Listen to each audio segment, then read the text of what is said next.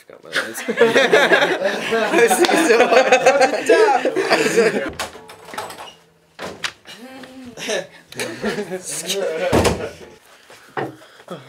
Good morning, boss.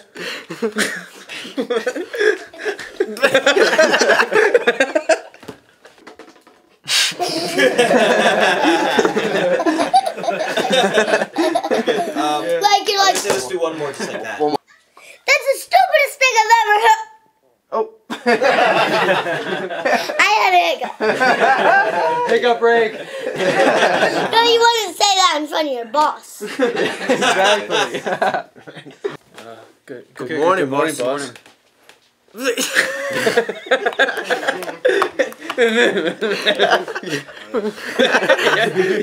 Should I not even? Should I be speechless? You should just make noises.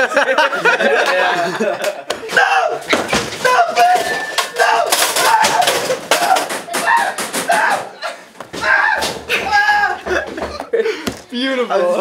I think